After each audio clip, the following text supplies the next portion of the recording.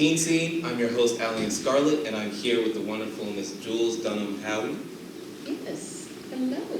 Hi, how are you today? I'm well, thank you. It's great. Tell me about yourself. Well, I am the president of the Maryland Black Caucus Foundation. Okay. And that is an organization that is the fundraising arm for the Legislative Black Caucus of Maryland. Okay, okay. And so we work very closely with the legislators to create an agenda for programs that they would like to see happen all across the state of Maryland to support their constituencies. And we raise resources to help facilitate and implement those programs for the legislators. Okay. So you're very involved in politics then, right? The organization is directly connected to the legislatures. You're very, very bright, yes.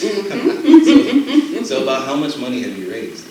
Yeah, so we actually do very well. Each year the legislature, they put up a goal for us to fundraise around, and then the foundation actually works to realize that goal. Wow. Wow. Wow, that's really good. Yeah, but there's a tremendous amount of work that needs to be done.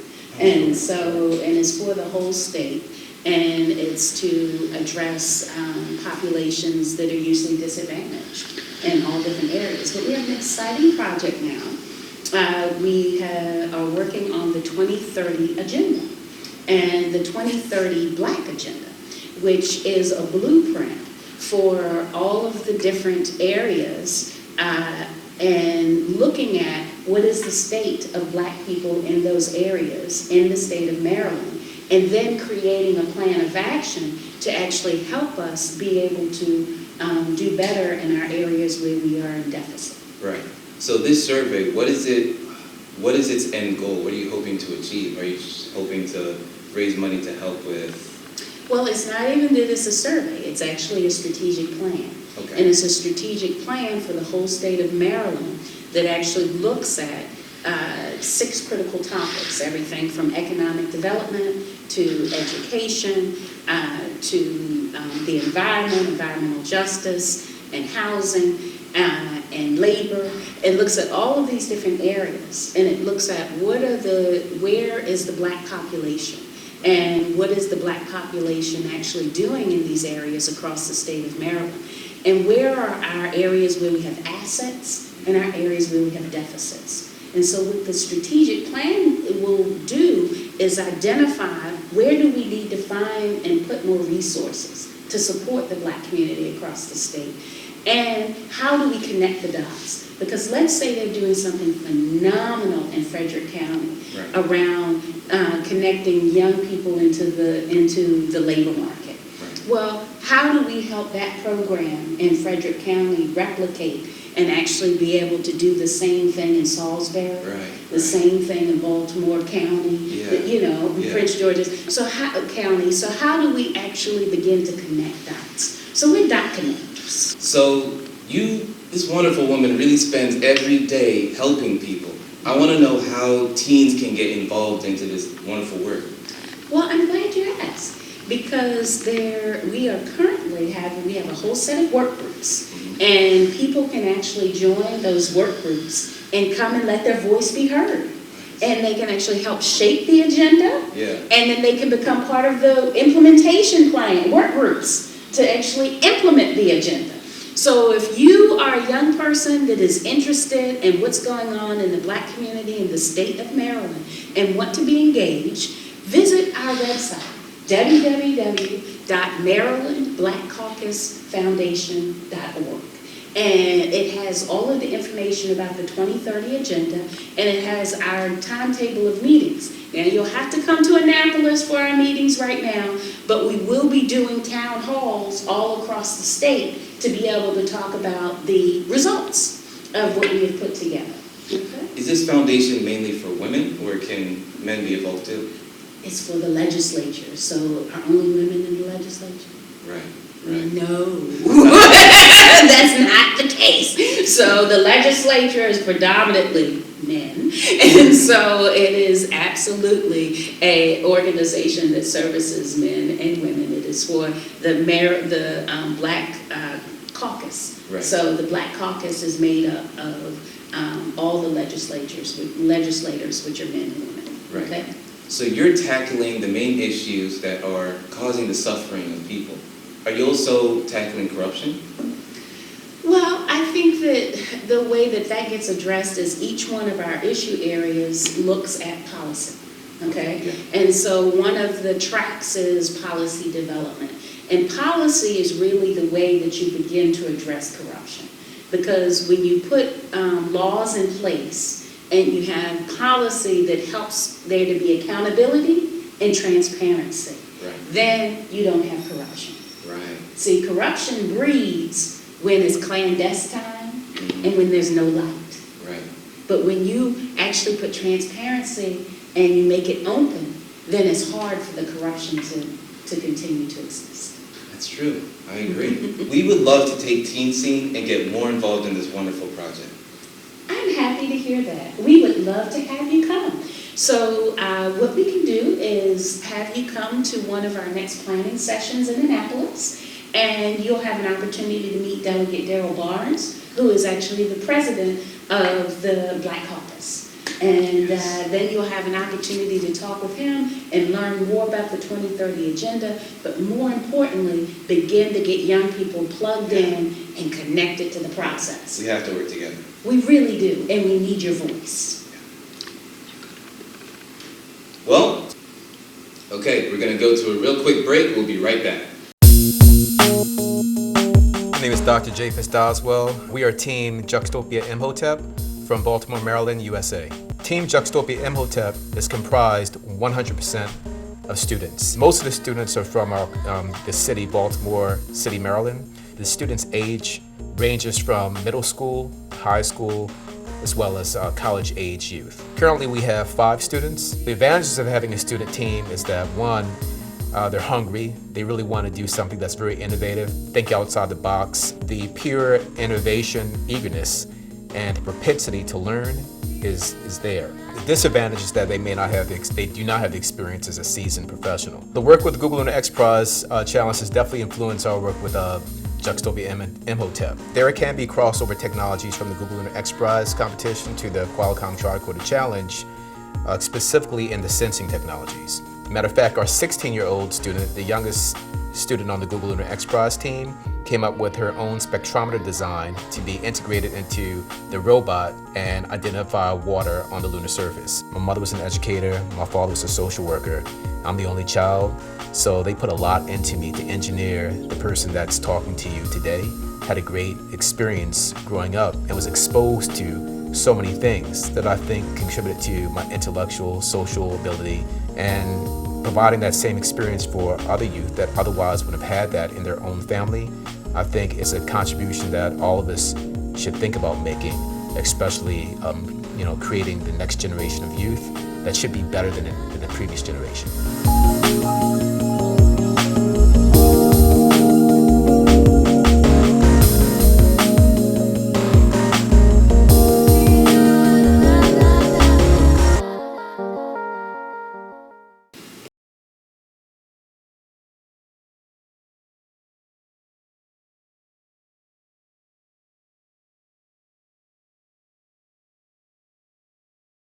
Welcome back from the break. You're on Teen Scene. I'm your host, Alian Scarlett, back here with the wonderful Miss Jules Dunham Howie. So we already talked about how you help people every day working with the legislation and all of that. Is that your full-time job? Is that all you do? No, actually, I'm a volunteer. As the president of the Maryland Black Caucus Foundation, it's a volunteer position, it's a nonprofit. But I have my own firm, which is called Jewel Enterprise, and it's an organizational development consultancy firm. So I work with nonprofits to actually help them build their infrastructure and position themselves to be able to raise money effectively and to be able to do the work that they try to do. Wow. Mm-hmm. An actual angel. Going around helping people. I love it. I love it. So how did you get into this nonprofit business? Well, it's interesting because I graduated and immediately went to New York City and started working with an organization called East Harlem Tutorial Program. Okay. And I ran a teen youth program. But I had an interest in international relations. Okay. And so I had been doing work in college connecting African students and African American students on the campuses. Right. And helping us be able to figure out the cultural divide, Yeah. because there really is one. Yeah, yeah. And so that actually exposed me to the continent. And so I went and worked on my master's in international relations. And while I was doing that at the City College in New York, I then actually stumbled upon the United Nations. And next thing you know, I was working and was the UN representative for a group called Youth for Development and Cooperation based in Amsterdam. And I was traveling all over the world representing the voice of young people in the political policy development process for the United Nations. Wow. And so I learned how NGOs are structured, how they operate, and how they need to be structured and operate. And so when I got tired of traveling all over the world, which it does get tiring after a while, I decided, I think I need to do something a little different. And the International Youth Foundation, which was based here in Maryland, actually moved me from New York to here. And I worked with them for almost 4 years. And then I said, you know what? I'm going to work for myself. And I started Jewel Enterprise. Wow. And continued to work with nonprofit organizations that I had been exposed to when I worked with the UN, as well as with my work with the foundation. Wow. Okay. So you were studying International relations. International relations, because you wanted to study the divide in the society, right? Right. Well, I got into international relations because I was working in an organization called National Student Support Council for Africa, which actually was working to connect Africans that are in America with African Americans. Right. And so when you go to a lot of college campuses, you actually have an organization that caters to the Africans and an organization that caters to the black students, using the Black Student Alliance, but they rarely intersect. And there's a lot of cultural differences. And so what we worked to do was to help create a bridge. Right. And help them to be able to realize, you're from Africa. We welcome you. We have a lot to learn from you. We have a lot to share with you. How do we work together? And so I was doing that work. I was really into that. Right. And that's what allowed me to begin to get exposed to traveling to Africa and understanding the continent and understanding the role that we actually play in running government and running the whole country. You know, it was one of the most wonderful things in my life was getting off of a plane. I went to Dakar, Senegal, and I came off of the plane and I walked in the airport, and it was nothing but a sea of black people. And everywhere I looked, the pilot was black, the flight attendants were black, the cab drivers were black, everybody who was working was black. It was just like, oh my God, black people are in every single role in society. And that was the first time, as being a youth, I was a young person, I was in my 20s. It was the first time that it hit me. Yeah, we actually run countries, you know, we got it going on. And that was so eye-opening for me because I lived in America, which we were not nowhere near the top echelon. You know, we were working our way, but they're in every echelon. And so you saw the poorest of the poor and the richest of the rich, and they all looked like us. I like that. I like that. It was a beautiful thing. I admire you, honestly. There's so many people that live their entire life selfishly, and she just decided to go and help people, and then she committed to that decision. I don't know what to say. When did you start getting into the business aspect? Well, you know, what I realized is when I was working with the International Youth Foundation, I actually was on the other side of the table. So I had an opportunity to review proposals, and I had an opportunity to hear about the programs that people wanted to do to be able to help them get resources. Right. And what I saw was that people had great ideas, but they had no clue how to communicate. They didn't know how to do a budget. Yeah, yeah. They didn't really understand program development. Yeah.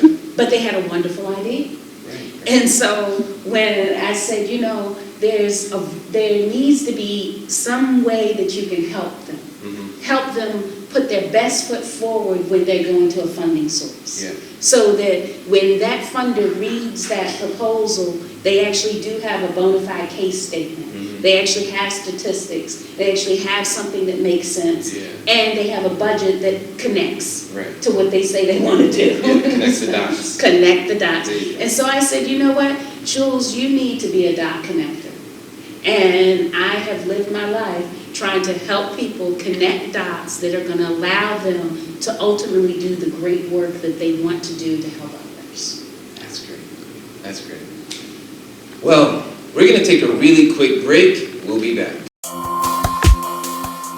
My name is Dr. Anita Goel. I'm the chairman and CEO of NanoBioSim, based in Cambridge, Massachusetts. Winning the X Challenge by Nokia has been wonderful for us because it actually helped bring us out of stealth mode. For over 20 years, my own research has been at the intersection of nano, bio, and physics. And the tricorder represents the synthesis of not only the nanosensors like we've developed in the Nokia X Challenge, but the integration of that into a platform. My parents had emigrated from India. I was born in Massachusetts, and when I was 3, we moved down to this little rural town called Prentice, Mississippi. And on the one hand, I loved physics and mathematics, and on the other hand, my dad's a surgeon, so I used to spend a lot of time with him in the operating room. And by the time I was 8, I thought I was already an MD. In a lot of the traditional medical diagnostics, they're more based by the disease system or the infection or the target, and less by an underlying principle of diagnosis. What we're doing in my company at NanoBioSim is we are actually building a next generation platform for that kind of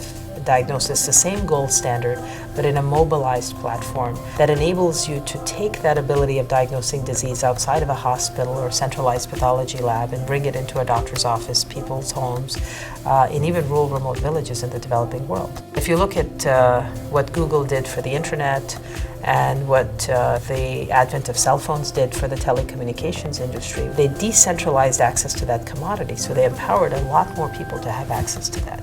And there are 4 billion people today on Earth who don't have access to basic health care.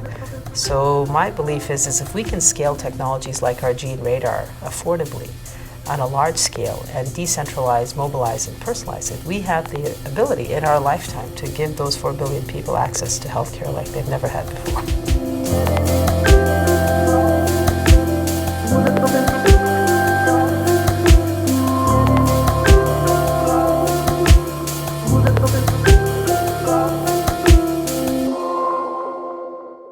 We're back here on Teen Scene. I'm your host, Alian Scarlett, here with my guest, Miss Jules Dunham-Howie. And we've been talking all day about how wonderful she is and how selfless she is. It takes a special character. What was it like growing up? Well, you know, I'm the youngest of 4. Okay. And I always say I'm a Yankee Southerner because I was born in New York City, Manhattan, proper. And then when I was a baby, we moved to Virginia. Mm-hmm. And Virginia is where I grew up. And so I had kind of that northern air, Yeah. but I also had that southern genteel side, right? So, but I grew up in suburbia outside of Richmond, Virginia. Okay. And it was kind of a sheltered life because we lived in an apartment complex, and when I was little, I guess about 8, is when my parents divorced.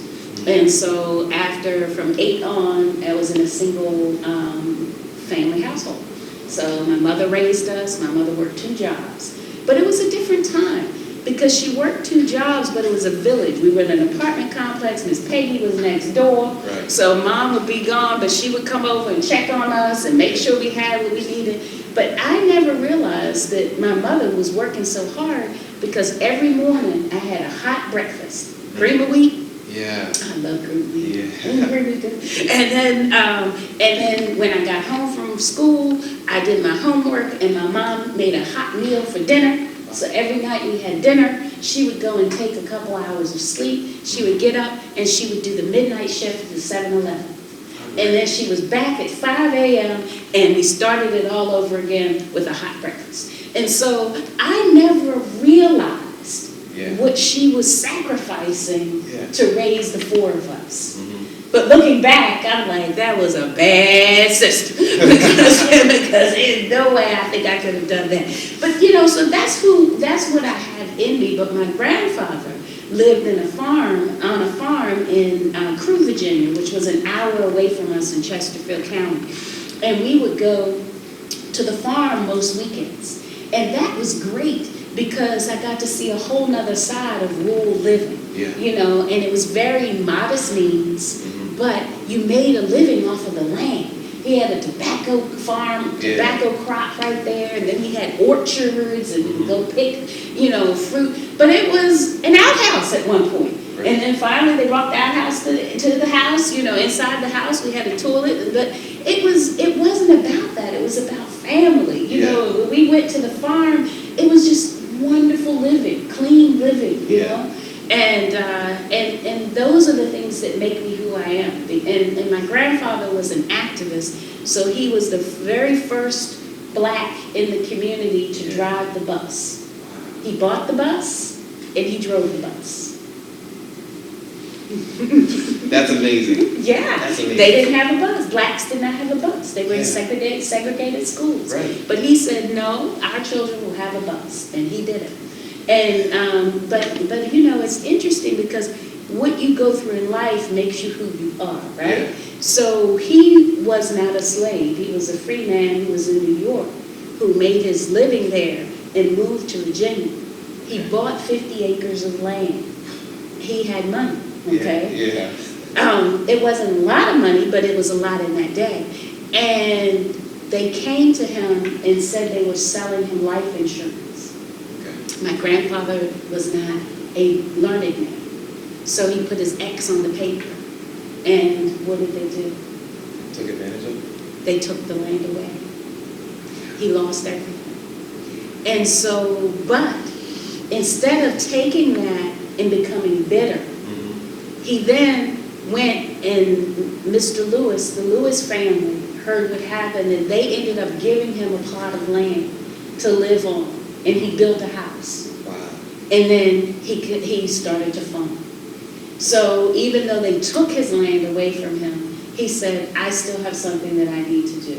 And he went and he did it. And he raised his family, and there were 10 of them.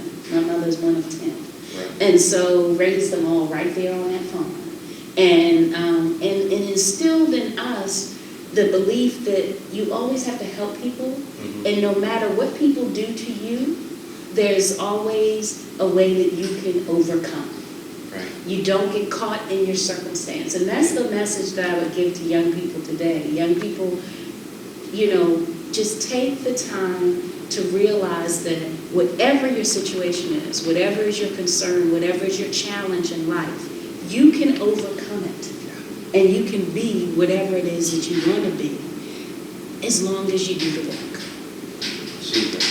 They say that life is 20% what happens, 80% how you react to what happens. And you're just living proof of everything, just taking everything positive thinking, moving forward, building instead of wanting to get angry and bitter and destroy. That's right. That's incredible. Thank you for being my guest today. I appreciate you being here. I appreciate you sharing your beautiful story. I can't believe I get to sit with you. I don't know. She traveled the world. She works for nonprofit organizations. I don't know how she does it, but I appreciate you coming. Well, I thank you for having me, and I thank you for having this platform because I think it's important for young people to have positive stories. Right. It's nice to meet you. Likewise. We'll see you next time on Teen Scene. I'm Austin Russell. I'm the team leader for Luminar Technologies, based up in the Bay Area by Stanford in the US. I started at a really young age of sort of getting really interested in some aspects of computer science and software development. Then sort of moved on to some of the electrical engineering, computer engineering aspects of that. Did a bit of independent contracting at this time. This is a few years ago when I was really young, about 10 or 11 at that time. And since then, though, and over the past 4 years or so, I've gotten really into specifically photonics. We can add whole other dimensions of information when you manipulate light over just purely, let's say, acoustic or electrical phenomena. For the past few years, I've been focusing on developing some various new imaging technologies. They're called LiDAR and hyperspectral imaging systems, both of which are high resolution and in real time.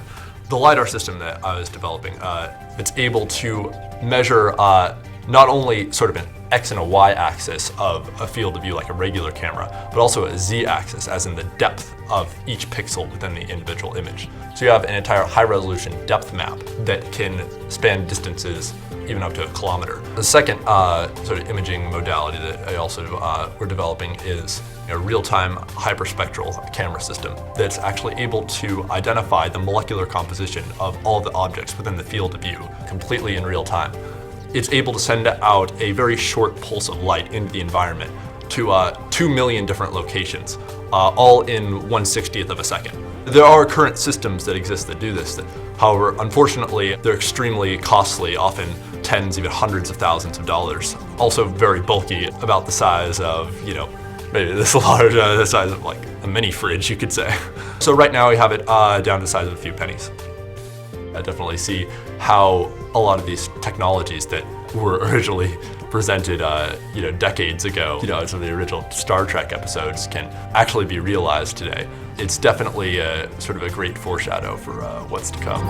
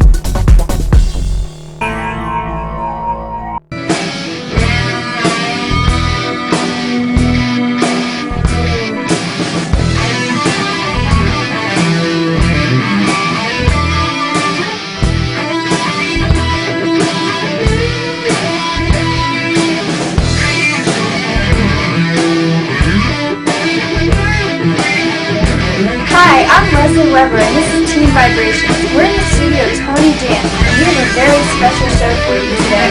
Don't touch that dial, we'll be right back.